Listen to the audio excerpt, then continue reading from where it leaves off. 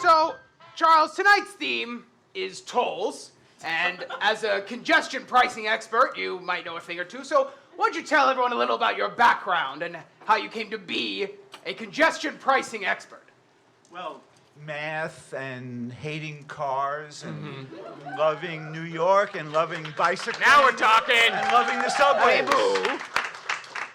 I got caught up in the clapping there. What's your math background? Use that mic. Well, my wife, who's here tonight, Shout out, Wads. once said that what Charles does is he makes numbers speak. And I like that.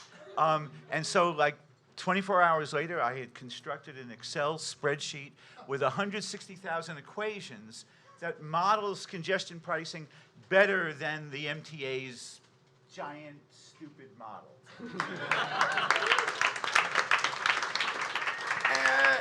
Yeah, maybe for those maybe uninitiated, what's sort of an explanation of exactly what congestion pricing is?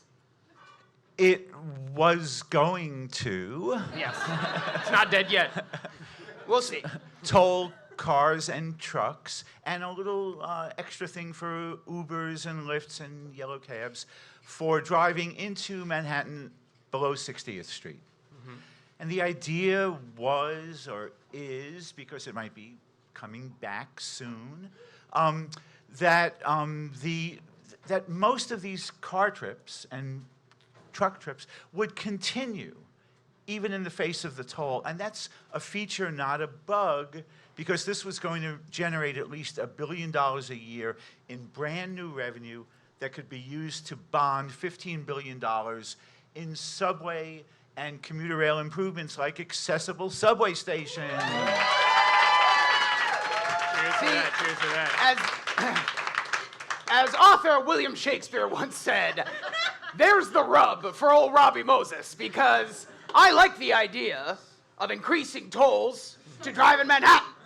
That sounds great. But using it to build the subway, P.U. stinky, in my opinion. So, Yep, find it. New York is not the first place that would have had this. This idea isn't new to New York. Were there other cities that have attempted to do similar things? There are so many. There's London, Stockholm, and Singapore, and Stockholm, and Singapore, and London, and Stockholm, and London, and We got a few, Singapore. we got a Really, few. just 3, but we keep them moving around. Right. And has it been successful in those cities? Beyond wildest dreams, and this is serious, especially in Stockholm, where the polling before congestion pricing was 60 against and 40 in favor. So they did a year-long trial, and then they re-voted, and it was now 60 in favor and 40 against. So they kept it, and now 15 years later, it is said that it's unthinkable to not have it. All right. And I assume it's been generating money for those cities as well. Well, it's only really here that we need the revenue because, Stockholm, it's in Sweden, and that's a democratic socialist society Worthless. that funds good things through federal taxation. England, not so great. Singapore, a little bit oppressive. But it's here that we need the money because the MTA is always out there with a tin cup. Yes. Yes, so is our plan, does it resemble these other cities? Would it be similar in how it actually functions? Our plan was going to be, 5 times as ambitious. Really? Well, the toll would only be about the same as in London, $15 maximum. But their toll is only in effect for 12 hours a day and just on weekends.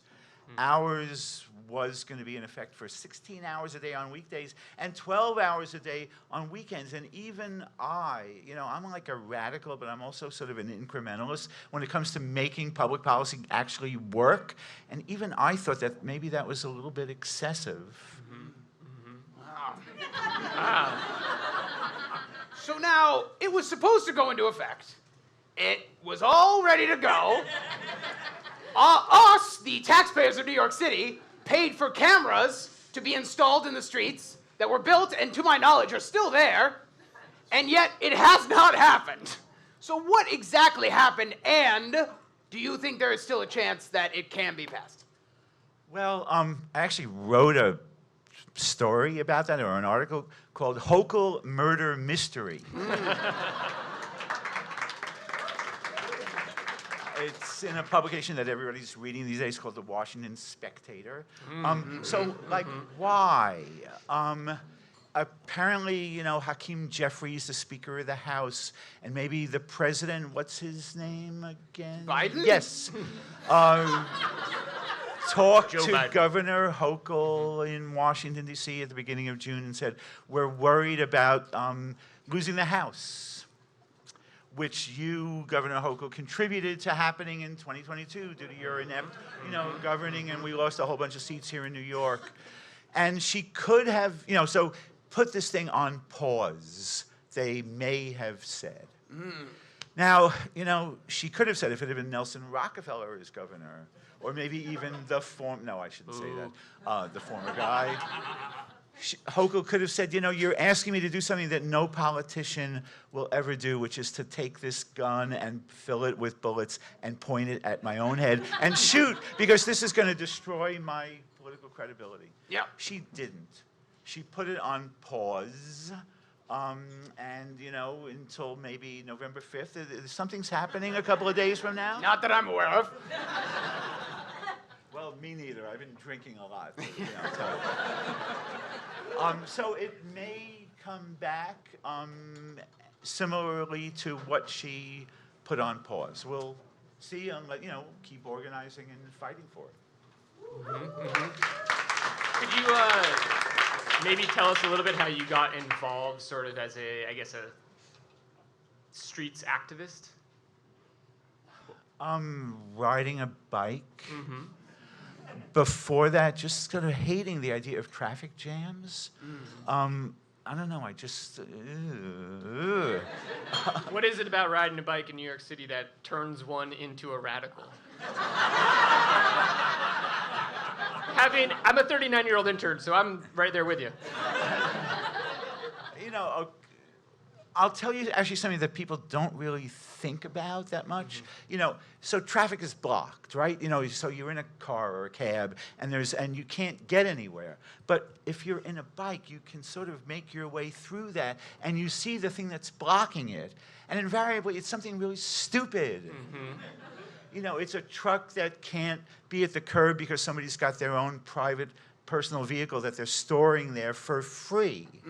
Or it's some just lame person who could be there to the side, but instead is sort of in the, you just see the absurdity of it all. And, look, this is not about biking and it's not about me, but it's just so great to be able to get everywhere in town on a bike. It feels good. You're outdoors, and that's what I do.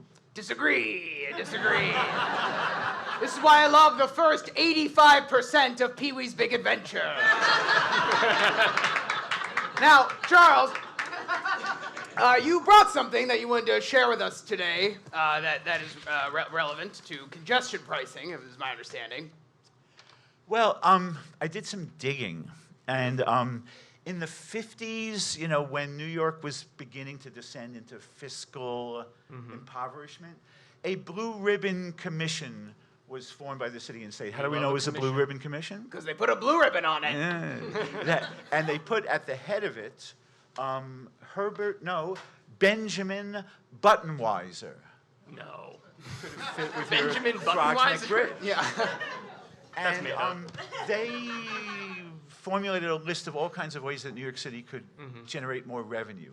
And the big ticket item, the only one that got any attention, was that New York should turn over, that the city's entire system of roads, bridges, tunnels, buses, and subways should be put into a New York City Transportation Authority with the power to impose tolls on the East River bridges, kind of like a big chunk of what congestion pricing is supposed to do. And this new authority would also purchase the Triborough Bridge and Tunnel Authority bonds. Those are my bonds! You can't buy them because they're mine! So what did you, Robert Moses, say in response to this proposal? Wild guess, something very great and eloquent. And here it is, that this proposal is a turgid stream of words filled with weather-beaten cliches, discarded debris, and dead cats of research. Like Shakespeare himself. Beautiful.